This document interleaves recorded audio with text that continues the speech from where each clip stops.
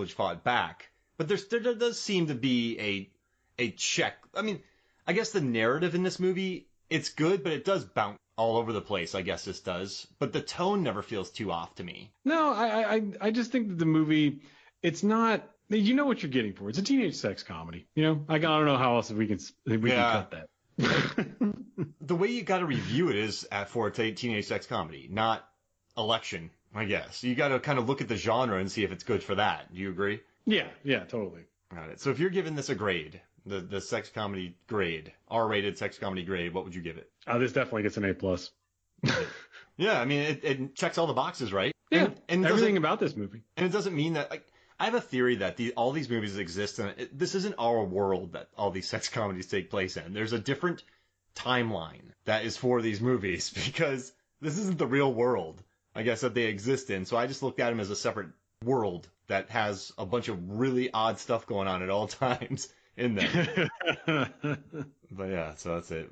Any other reviews? I do have a few, but I think that maybe I should just go on to my recommendation. Oh, wait, no, like what, like any highlights from the reviews? What do you got?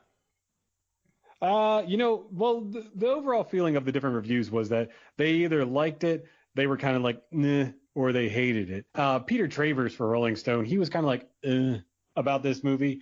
He said, for starters, there's something about semen. Remember last summer when Cameron Diaz's Mary rubbed a glob of the stuff in her hair and aroused the ire of prudes and a few critics? Expect similar reactions. To write off American Pie as jerk-off jokes for jerk-offs is to miss the rare blend of humor and humanity. To miss the rare blend of humor and humanism that distinguishes the work of these showbiz siblings. Dad is a fashion designer, John Weitz. Mom is an Oscar-nominated actress, Susan Coer, and granddad, Paul Coer, was a top Hollywood agent. Paul and Chris wanted to share directing credit on American Pie, but the Directors Guild denied the request, and Paul was given solo billing. No matter, count on the Weitz brothers to stir things up in the rebel tradition of the Coens, Farrellys, and Wachowskis. On them, gross looks good. Wow. End quote. That's interesting. Yeah, and they kind of went that route, but then it seemed like that they wanted to be more mature later on in their career. Yeah, they definitely did.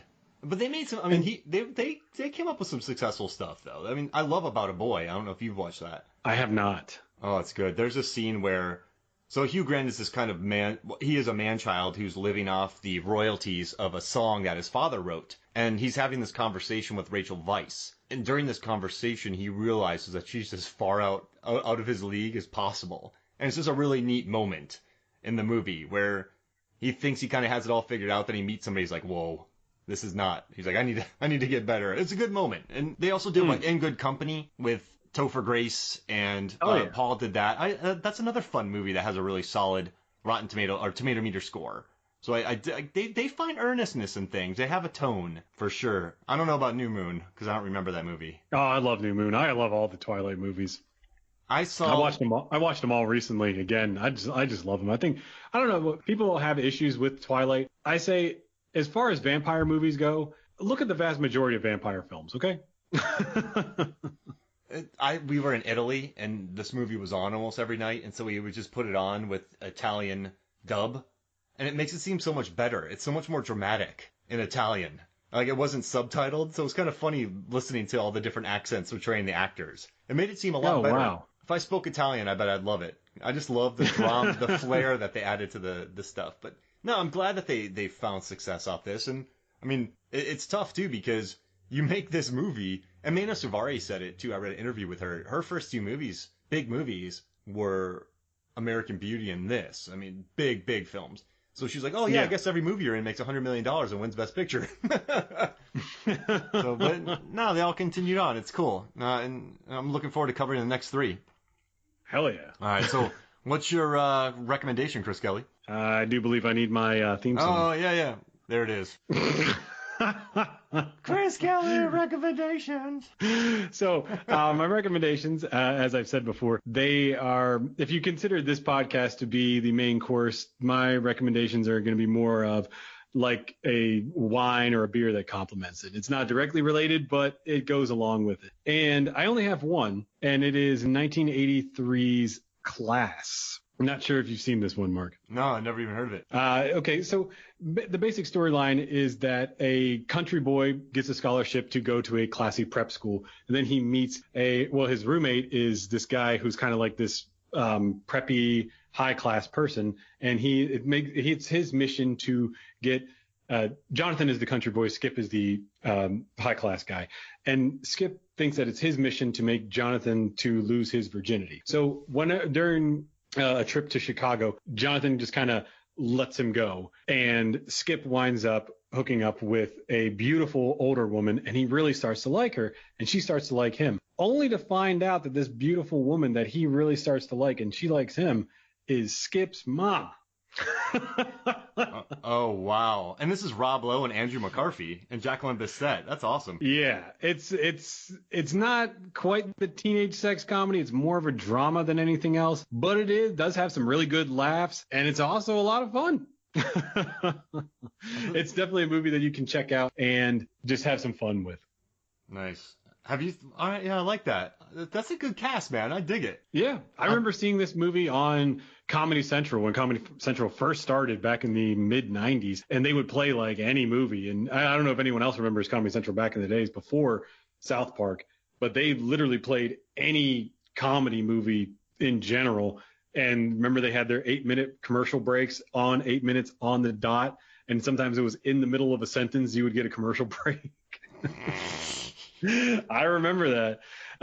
But this was one of the movies that they showed very much routinely. It was up there with TBS playing Beastmaster literally every day. So I love that. That was on all the time. Oh yeah, it was. I remember TBS used to be called the Beastmaster station. They played it so much. And remember when Holy Grail was on Comedy Central, just on a loop? All the time. But I loved it. Oh, shoot, that's cool. Sorry. I also wanted to add, if you do want to watch American Pie, remember guys, it is available to rent at Videodrome here in Atlanta for $5 for the week, and you'll be able to get the special edition unrated version with the commentary and some behind the scenes videos and all kinds of cool stuff. Yeah, go to Videodrome. They're the best. Keep them open. Yeah. They're great guys too, man. All of them are really cool. Love it. So you want to promote your podcast before we get out of here? Yeah. And guys, if you are interested in listening to more about movies and behind the scenes research and everything about films and actually firsthand interviews that I've conducted, my podcast is Classic American Movies. It can be found literally anywhere that you find a podcast. It's on Apple Podcasts, Spotify, Spreaker, Stitcher, iHeartRadio. My girlfriend, she's from Germany. She doesn't really know a whole lot about American movies. So I show her a bunch of different films, and then we both do a lot of deep research on them. And it's picking up really good steam. It's becoming very popular very quick. And I also conduct firsthand interviews with those involved in making of cult classic films. The latest one that I released was with John Russo, who was the co-creator of Night of the Living Dead. I had a lot of fun talking to him. It was really something else for me. It was just to hear everything about that movie. I've interviewed tons of different directors, writers, actors, and it's just a lot of fun. Chris Kelly's crushing it. Yeah, it's picking up a lot of steam, man. Good. Well, you work hard, man. I love hearing it. Thank you very much. Just don't forget about me, man. Don't start bronze and everything. Wait, who am I talking to again? I think I forgot. You're already making me sing theme songs and stuff like that. All right. Well, this was fun, man. Thank you for joining me. Thanks, man. I appreciate it. All right. So for me, Mark Hoffmeyer, for Chris, Sherminator Kelly, Kelly Nader Kelly, this is Movies, Films, and Flicks. We'll see you next week.